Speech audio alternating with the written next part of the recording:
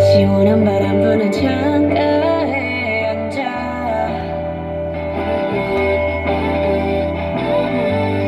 먼 하늘 바라보며 너를 그려 난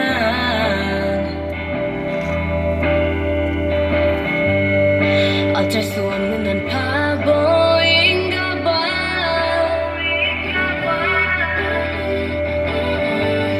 사계절이 바뀌어도 변하지 않아. 후회한들 소용없다 해도 난 너를 되게 생각해. 아무 일도 없는 것처럼 웃어줄게. 널 만나면 for you 난 아파도 좋아. 함께하는 동안 너에게 상처만 남겨줄라니까. But you 네가 원한 사람 나보다 난 사람 만나 행복한 날 잊을 만큼만은 아니길. 저 고요한 달빛에 잠 못 드는 밤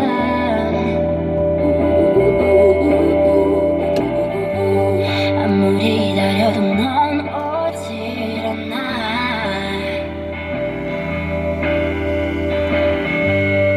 내 옆엔 초라한 빈자리 하나.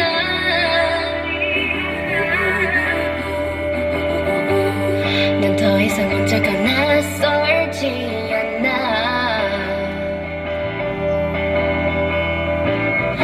후회한들 소용없다 해도 난 너를 되게 생각해. 아무 일도 없는 것처럼 웃어줄게. 널 만나면 for you 난 아파도 좋아. 함께하는 동안 너에게 상처만 남겨준다니까. But you 네가 원한 사람 나보다 난 사람 만나 행복한 날 잊을 만큼만은 되길. Yeah yeah yeah yeah yeah yeah yeah yeah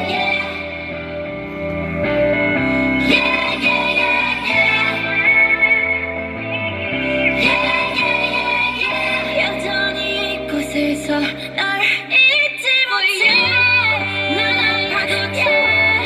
함께하는 동안 너에게 상처만 남겨준다니까. But you 네가 원한 사람 나보다 난 사람 만나 행복한 날 잊을 만큼만은 되길.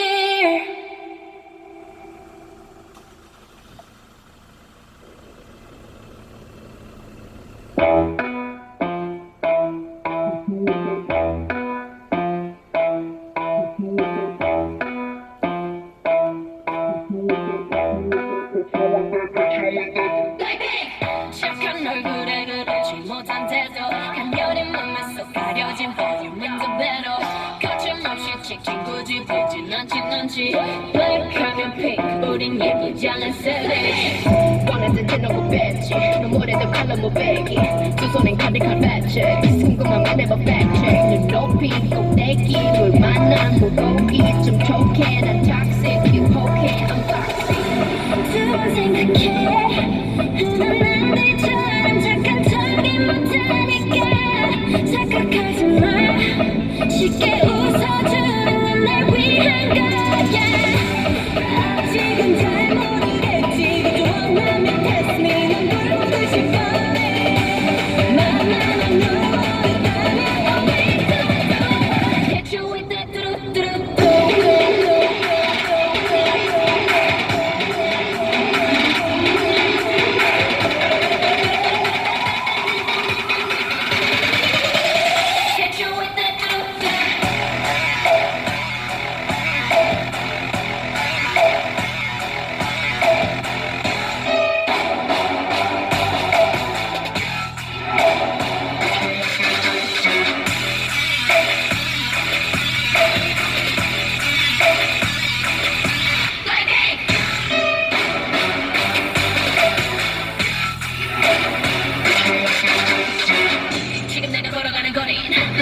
넌 왕샷 거리 동선 회복 사방으로 running in a bucket list 싹 다 버리 널 당기는 것도 멀리 밀치는 것도 제 멋대로 하는 bad girl 조건 싫어 원도 누가 뭐라 하던 with a face drop it's another bang 두 번 생각해 하나 날처럼 착한 척도 못하니까 착각하지 마 쉽게 웃어주는 넌 날 위한 거야 아직은 잘 모르겠지 원하는 테스트면 난 굴보고 싶어해 안 되는 걸 원한다면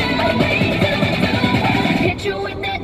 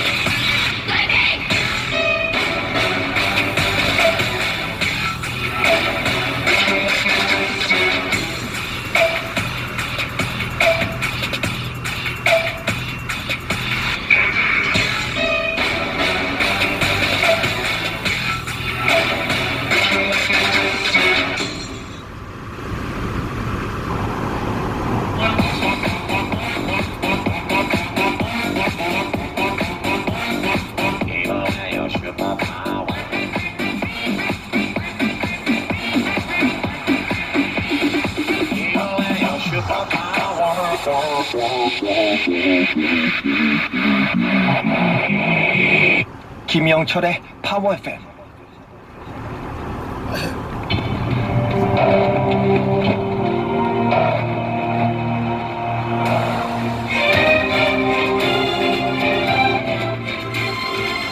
타임 슬립 스포츠 뒷담화 쓰담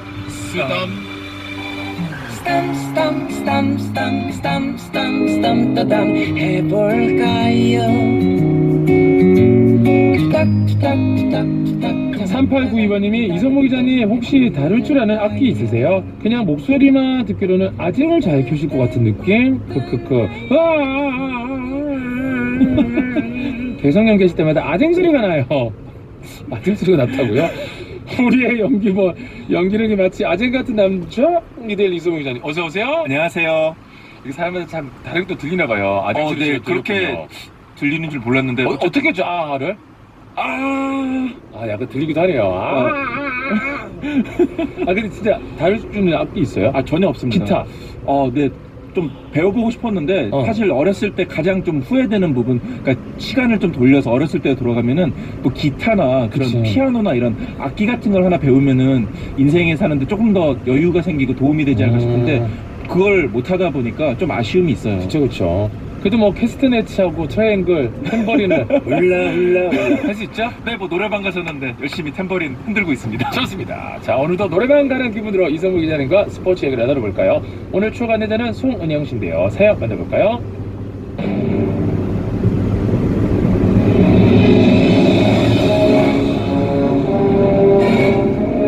한일 월드컵을 떠올리면 우리 엄마의 반응이 생각나서 아직도 웃음이 납니다.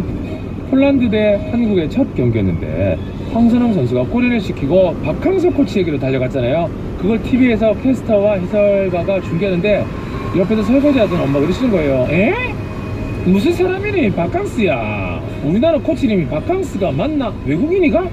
우리 가족 모두 폭소를 터뜨렸죠. 엄마, 사람 이름이 박항스가 어딨어? 근데 우리 엄마는 시간이 흐르는 뒤에도 박항스라고 발음하십니다. 오늘 쓰담쓰담 한일 월드컵 당시 수석 코치였던 박항스 코치 얘기 좀 들려주실 거죠?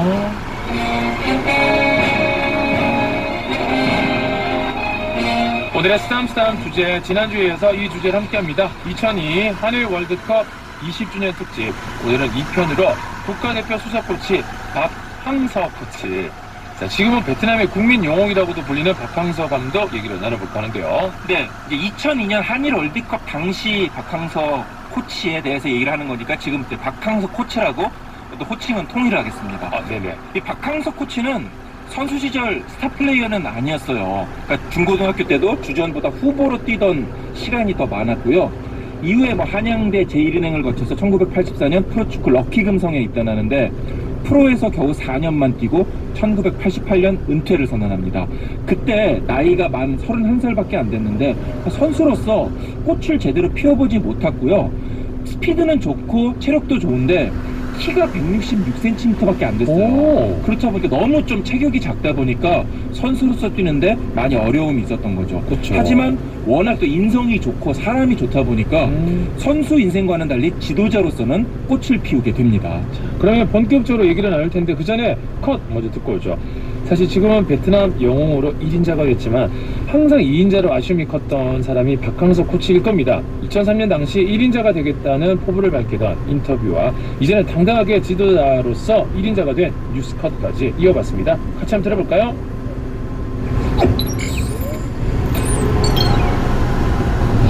제가 뭐 영원한 인자라면 어디 저도 내 나름대로의 어떤 꿈도 있고 그렇지만 뭐 그 꿈을 아직 시기가 안 됐기 때문에 제가 뭐 펼치지 못하고 있을 뿐이지 그런 시기가 오면 저도 1인자가 되고 싶은 게 꿈이고 또 1인자가 되기 위해서 노력하고 있습니다. 박항서 감독이 이끄는 베트남 23세 이하 축구대표팀이 동남아시안 게임 2연패를 달성했습니다. 한 골 차리들을 끝까지 지켜낸 베트남은 태국을 꺾고 우승을 차지했습니다. 2019년 60년 만에 우승에 이어 대회 2연패까지 달성하면서 박항서 매직은 또 빛을 발했습니다. 박항서 열풍도 다시 한번 불고 있습니다. 베트남 언론은 박항서 감독의 희생을 우승 요인으로 꼽았습니다. 와, 정말 뉴스인데 박항서 감독 이름이 진짜 열몇 번 언급되는데 아까 우리 사회물 송은영 씨 어머니 또 듣다가 또 박항스야? 박항스요? 네, 박항스야? 네. 저도 지금 들어보니까 진짜 그렇게 들을 수도 있겠구나. 그죠? 예, 박항스라고 들을 수도 있겠구나 이 생각이 들더라고요. 뉴스를 보고 있는데 그렇게 들리는데 저쪽에 설거지하다 보면 더 그렇게 들릴 수 있겠네요. 어쨌든 베트남이 국민 영웅입니다. 와, 정말 자랑스럽습니다. 박항서 코치가 국가대표팀과 인연을 맺은 건 언제예요? 네, 1994년 미국 월드컵 국가대표 트레이너로 뽑히면서 이제 국가대표팀과 처음 인연을 맺게 되는데요. 이후에 수원 삼성 코치를 하다가 2000년 12월 당시 허정무 감독이 사퇴를 하고 후임 감독이 결정되지 않은 상황에서 일단 박항서 코치가 수석 코치로 먼저 내정이 됩니다. 그리고 2000년 12월 일본 도쿄 국립경기장에서 열렸던 한일 정기전에서 이 박항서 코치가 감독 대행 자격으로 경기를 지휘하게 되는데요. 이때 관중석의 한 사람이 그 경기를 지켜보면서 엉망이구만 혀를 끌끌 차게 됩니다. 그 사람이 바로 거스 히딩크 감독이었던 거죠. 감독이 내정된 상황에서 아직 박항서 코치와는 만나지 않았던 상황입니다.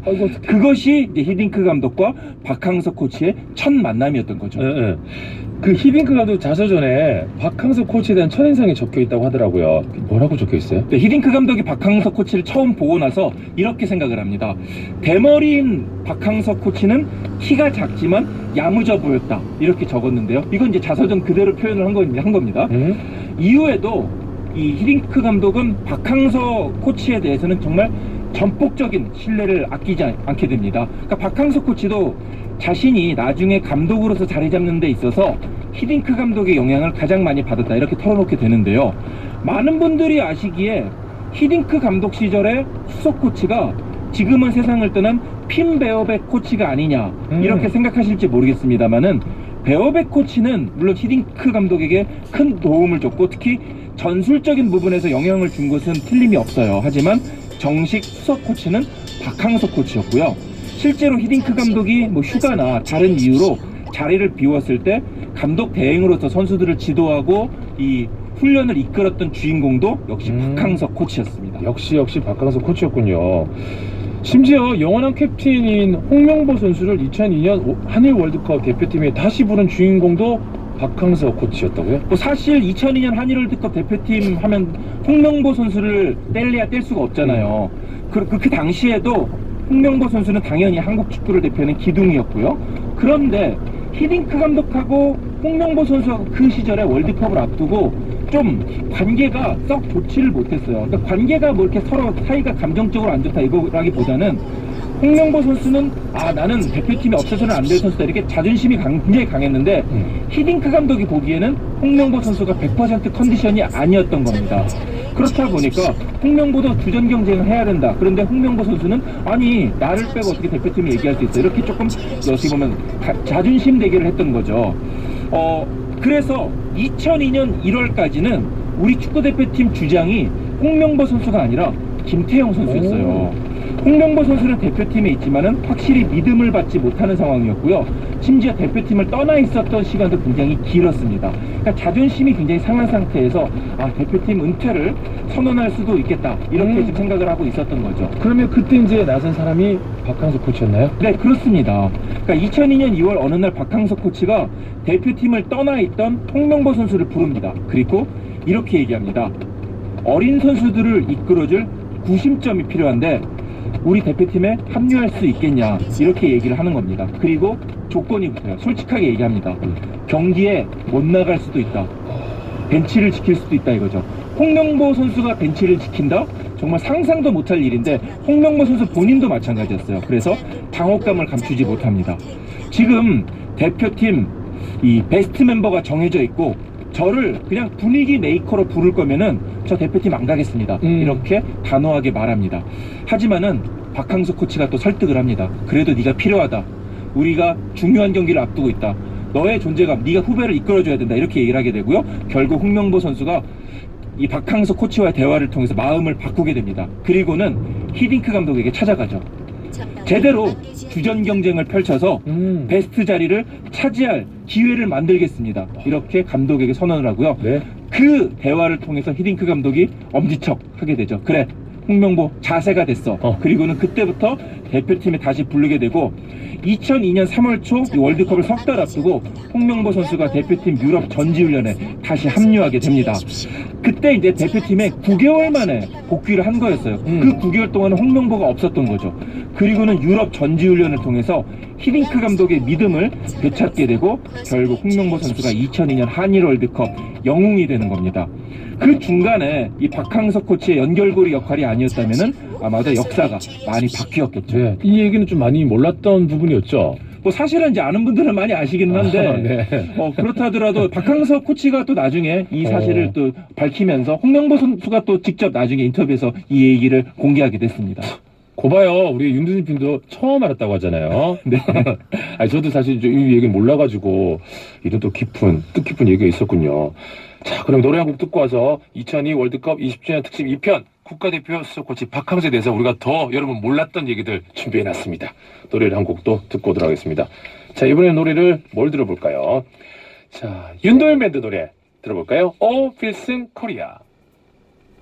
오 필승 코리아. 오 필승 코리아. 오 필승 코리아.